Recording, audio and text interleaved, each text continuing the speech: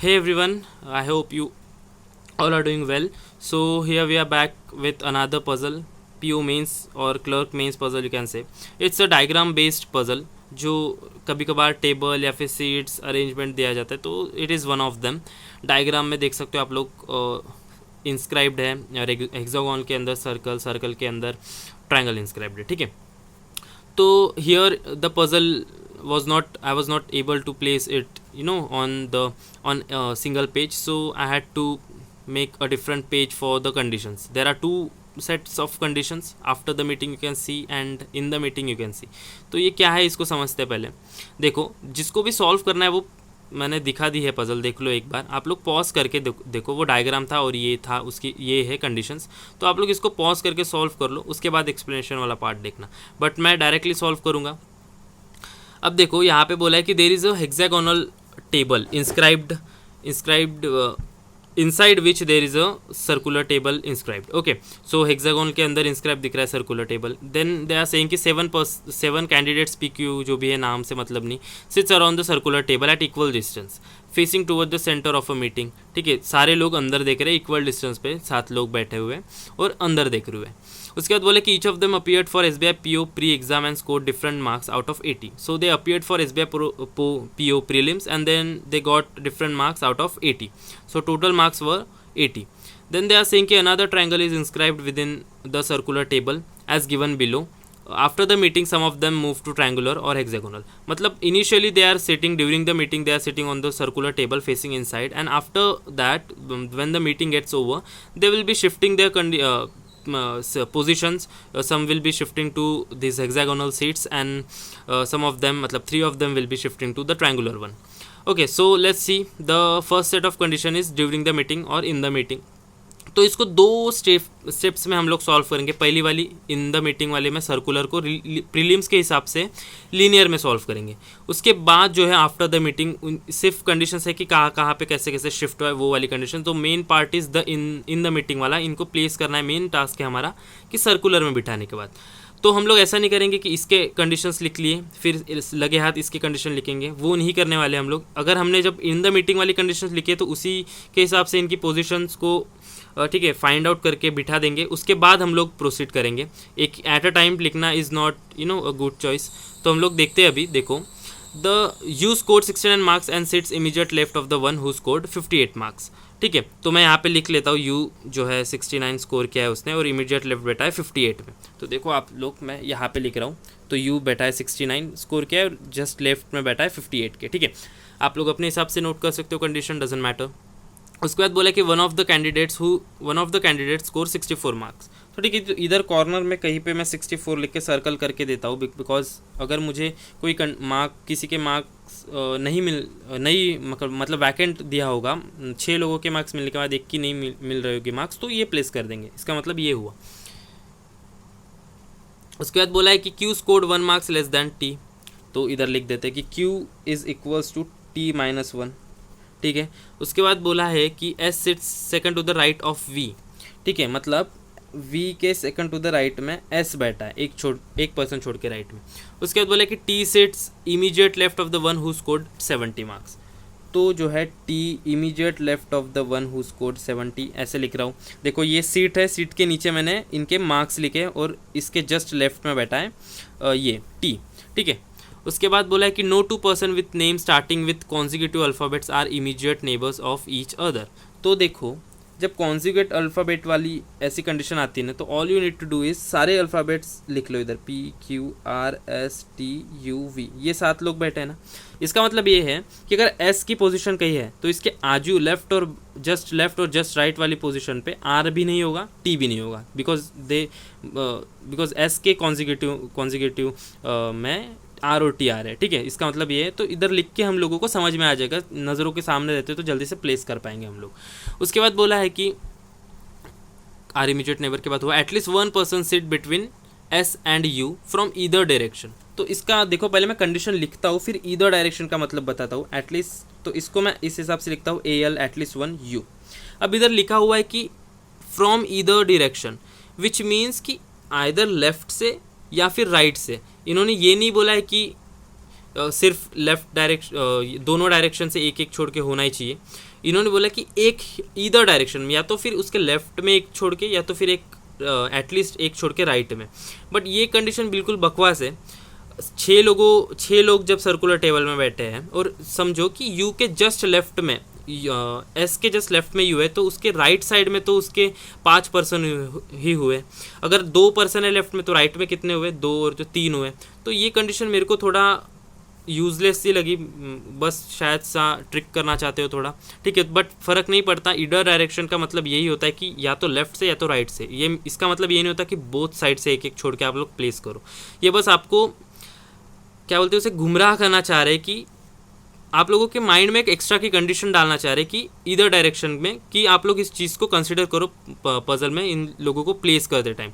But एक common सी चीज़ है कि 7 लोग अगर बैठे हैं, कि अगर एस के जस्ट लेफ्ट में यू है तो ऑब्वियसली उसके राइट से 5 पर्सन छोड़ के यू होगा, ठीक है। तो 5 एक डायरेक्शन से, तो एटलीस्ट यू का एटलीस्ट 1 का मतलब हुआ कि एक, कम से कम एक, 2 3 4 5 कितने भी हो सकते हैं, ठीक है। तो ये इसका मतलब था। उसके बाद देखो कि Q seat second to the left of the one who scores 47 marks. तो इसको देखो, अगर ये क्यू की सीट है सेकंड टू द लेफ्ट में, मतलब ये 47 की सीट है, तो एक छोड़ के लेफ्ट में, तो ये ऐसा होगा। हमको नहीं पता अभी कहाँ पे क्यू है इस पूरे अरेंजमेंट पे। उसके बाद बोले कि T score 3 marks more than V, ठीक है। T is equals to V plus 3। अब ये हुई हमारी सर्कल वाली conditions, and you can see after the meeting वाली कंडीशन यहाँ पे। तो इसको कैसे सॉल्व करेंगे, देखो इधर कंडीशंस लिख लेना, तो मैं इधर इसके नीचे ही देखो 7 पर्सन को लीनियर में लिख देता हूँ, 1 2 3 4 5 6 7, ठीक है। और एक कंडीशन बना देते हैं इधर, 1 2 3 4 5 6 और 7। अब देखो सबसे बेस्ट कंडीशन जो पुट करने लाइक मेरे को लग रही है वो है V is second to the right of S, because यहाँ पे 3 सीट्स ऑक्यूपाई हो रहे हैं। और यहाँ पे इस कंडीशन से हम लोग V के इमीडिएट नेबर U है, S के इमीडिएट नेबर R और T है, तो इनके लिए हमको मिल जाएगा कि ये इनके इमीडिएट नेबर में नहीं हो सकते। तो देखो मैं एक कॉर्नर से चालू करता हूँ, V को इधर रख दूँ और S को इधर रख दूँ। तो अब मेरे को क्या रखना है, अब देखो T को रख सकते हो, T S का नेबर है, तो S के इधर अगल बगल में T नहीं होना चाहिए, तो T के लिए 1 2 3 जगह है T, ठीक है। तो अगर हम लोग एक ऐसी कंडीशन देखते हैं जो ऐसा बिल, देखो अभी मैं ये कहना चाह रहा था कि अगर V और S के बीच में सिर्फ एक अल्फ़ाबेट होता, तो यहाँ पे अगर समझो S T U होता और S और U की कंडीशन दी हुई होती, तो इसको प्लेस करने में बहुत ईजी होता, बिकॉज T जो है इन दोनों का इमीडिएट नेबर है, और इन आर के इमीडिएट नेबर में एस के इमीडिएट नेबर में आर भी नहीं आना चाहिए, और यू के इमीडिएट नेबर में वी भी नहीं होना चाहिए, और इन दोनों का टी जो है वो दोनों का कॉमन इमीडिएट नेबर है। तो ऐसी कंडीशन में इजीली प्लेस कर सकते हो। बट यहाँ पे देखो वी और एस में 2 अल्फ़ाबेट्स का गैप है, और इधर कंडीशन भी मर्ज नहीं हो पा रही। तो ऐसी कंडीशन में क्या करना बेटर होता है, पॉसिबिलिटीज़ बन रही है 2-3 तो उसको बनाओ, बाकी 1-2 कंडीशन बाद वो एलिमिनेट हो जाती है। अब देखो अगर मैं फिंगर रख के या फिर माइंड में करना चाहूँ, मैं U को प्लेस करना चाहूँगा, बिकॉज अगर मैं U को यहाँ पे T को भी प्लेस कर सकते हैं, बट T को प्लेस करेंगे तो यहाँ पे सिर्फ एक वेरिएबल T और उसका जो भी मार्क्स है वो प्लेस कर पाओगे, मतलब 2 चीज़ें। बट अगर आप U को करोगे तो देखो 1 2 3 इन दोनों के मार्क्स भी प्लेस कर पाओगे और U को भी प्लेस कर पाओगे, तो ये ज़्यादा बेटर है। अब देखो मेरे को जब U को रखना है तो मेरे को ये पता है U जो है V का नेबर नहीं होना चाहिए, बिकॉज इमीडिएट अल्फ़ाबेट है, तो मैं U को इधर भी नहीं रख सकता और U को इधर भी नहीं, बिकॉज ये वाली प्लेस जो है वो V के इमीडिएट राइट है और ये वाली प्लेस इमीडिएट लेफ्ट है।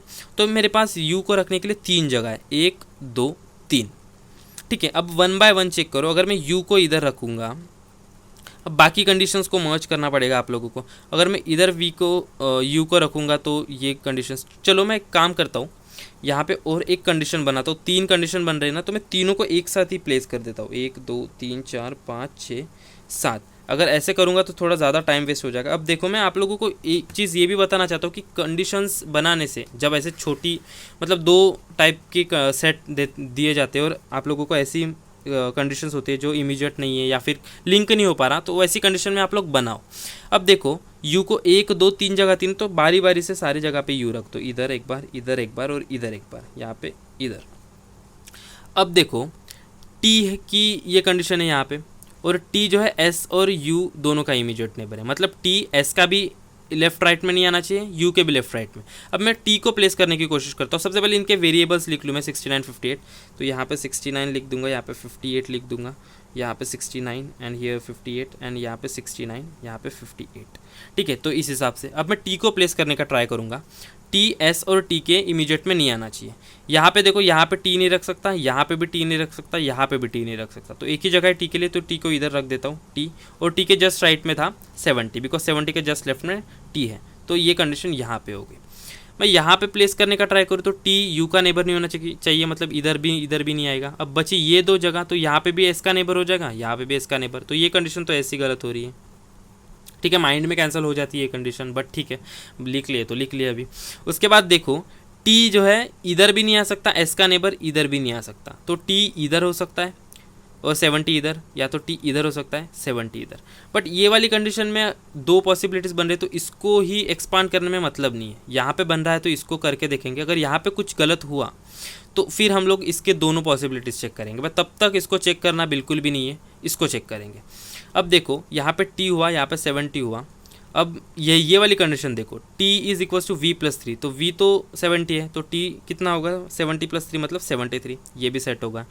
अब देखो, q को प्लेस करने के लिए q r और p का नेबर नहीं है, तो q इधर नहीं हो सकता। ठीक है, q को इधर नहीं रख सकते हम लोग। अब हाँ, q को रख सकते हैं हम लोग, एक्चुअली रख सकते हैं। देखो, अल्फ़ाबेट के हिसाब से नहीं, बट इसके 47 के हिसाब से रख सकते हैं। कैसे? अगर मैं q को इधर रखूँ तो q के एक छोड़ के राइट में 47 चाहिए, तो मतलब q इधर आया तो एक छोड़ के यहाँ पे 47 नहीं आ सकता। दिस मीन्स कि q will not come over here. q को इधर रखूँ तो एक छोड़ के राइट में यहाँ पे 47 नहीं आ सकता, बिकॉज 58 है, तो q के लिए एक ही जगह है, तो q को इधर रख दूँ और 47 इधर रख दूँ। ठीक है, ये हो गया।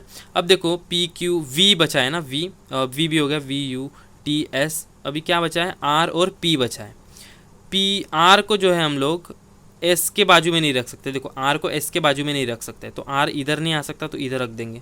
अब बचा एक ही पी, इसको इधर रख दो। देखो, सारे अल्फ़ाबेट सेट हुए, अभी इनके नंबर्स को सेट करने की कोशिश करते। इधर एक कंडीशन थी कि क्यू जो है, Q is equal to T minus 1, तो क्यू है जो है टी माइनस 1 मतलब 73 माइनस 1 हो जाएगा 72, तो इसको इधर लिख देंगे हम लोग। ठीक है, उसके बाद एस जो है नहीं है। देखो, एक बोला था कि वन ऑफ देम स्कोर्स 64, तो एक खाली है, तो इधर इसको लिख दो। अब ये होगी हमारी अरेंजमेंट, इसको सॉल्व करने की ज़रूरत नहीं। अब माइंड में क्वेश्चन आ रहा होगा कि इसको बनाया, ये सॉल्व हो गया, इसको क्यों नहीं चेक करेंगे, जब ये ऑलरेडी सॉल्व हो चुका है। So we don't need to check this one, फालतू में फिजूल में टाइम खर्च करने की ज़रूरत नहीं है। ठीक है, अब ये सॉल्व हो चुका है, ये सर्कल में। अभी हम लोग हमारा हेक्सागोन वाला डायग्राम बनाते हैं, और फिर उसके बाद ये सारे पर्सन को उधर प्लेस करेंगे। ठीक है, तो मैं इसको एक बार डायग्राम बना लेता हूँ, थोड़ा बड़ा बना लेता हूँ मैं। ठीक है, तो डायग्राम गंदी है, इसको बिल्कुल माइंड मत करना। इधर ये पर्सन ऐसे बैठे हैं और ये ऐसे बैठे हैं। इसके डायग्राम के क्या है, यहाँ पे 1 2 3 और यहाँ पे 4, तो मैं इधर लिख दूँ 1